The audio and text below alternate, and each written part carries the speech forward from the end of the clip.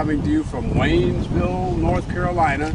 I'm here with Sensei Pat Burris, who is the head coach for all judo coaches in the United States of America with USA Judo. He is our coach director and development and education personnel with the United States of America Judo Organization, national governing body. Pat, I'd like to ask you a couple of questions if you don't mind. Of course, I'm always honored to speak. All right, I'm one of these old guys, so I'm going to go by a script, okay? First of all, it's something that interests me for a while. I'd like to know what is the #1 thing that you look for in a coach? Sensei, I look for how well they prepare their athletes, and I think, Sensei, when I look at coaches, I think the #1 priority is to protect their athletes. And protect them comes in a lot of ways. It means that they protect them by teaching them good basic fundamentals. They prepare them for battle by getting them in the best shape they can be in. They protect them by teaching them good values in life so that they stay on the straight and narrow path. And I think those things are the most important things to me, Sensei, when I look at coaches. And I look at the coaches that have done well and their athletes all don't always win every match, but they perform well. Well, on that same note, let's kind of take it a bit. Are you willing to share your pick of America's current top 3 coaches? Absolutely. What would you say they would be?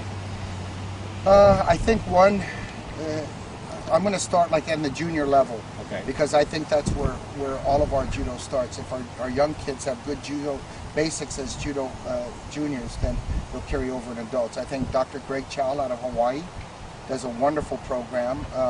He's very disciplined, very structured, very organized, and his athletes always perform well. A lot of times they perform out of fear.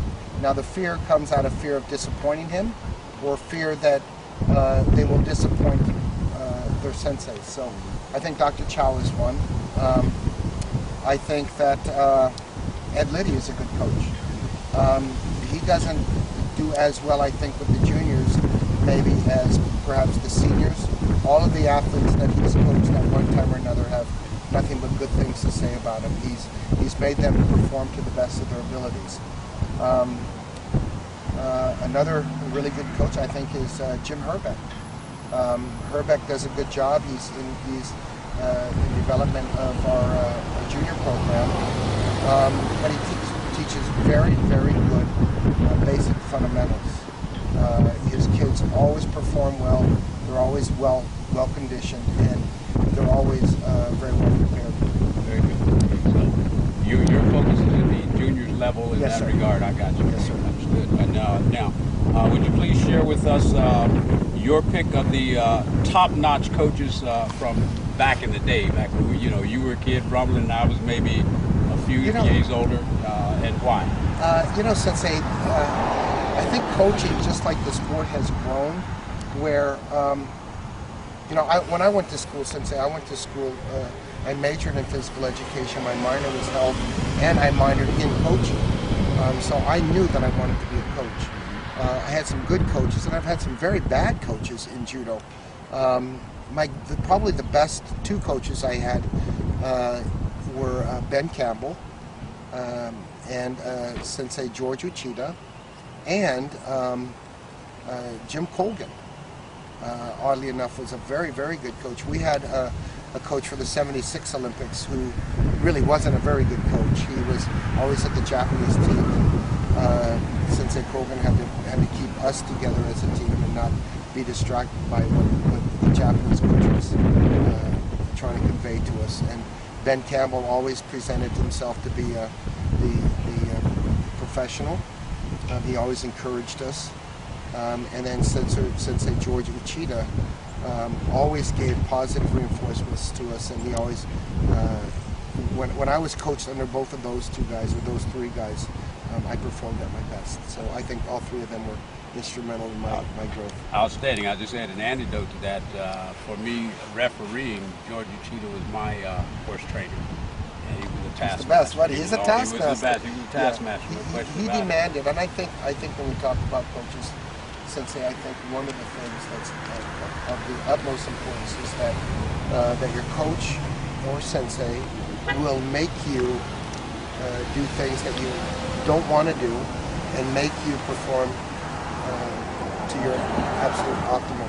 They'll make you perform better than what you would do it by yourself. I think kids, they perform outside the box. Yeah, absolutely. Absolutely. Okay. And to that end, and listening up with this, what is your advice to me and to other coaches who desire to continue to contribute to our United States Olympic development and Olympic level competitors? So say, you know what, you've always done the right thing. You've always been an example to other people.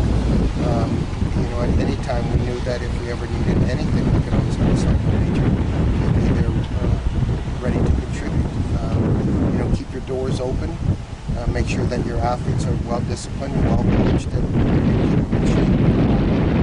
I think that we demand perfection of our athletes. And maybe not perfection, but right below that, that's good enough most times. I hear you. Well, look, how about walking with me a minute? I got one of your old students here that you sent to me. Yes, you do. Okay, this is Captain Juan Ramos, okay, and he's the United States Marine, and the second thing we had is that Sensei mentioned Ben Campbell, who's United States Air Force, and he was on the first ever Olympic team, along with George Harris and Paul Moriyama, Colonel Paul Moriyama, whom I fought one of the best fights I ever fought in my entire judo career. Let's run over here a minute, guys, and indicate what we are. Come on around. Indicate what we are here to deal with. Cameras up.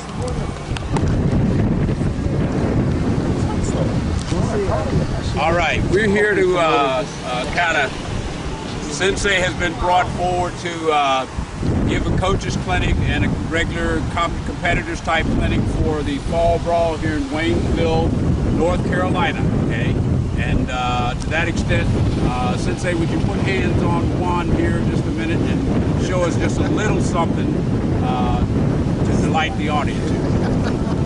Actually, we normally don't perform this hard stuff like you, Sensei. A little bit softer than that. But yeah, you know what, Sensei? I'm just honored to be here with you. That's good. And with Captain Ramos. Good. That's performance. Fine judo man. All right, and to that extent, now we're going to walk back, guys, if you don't mind.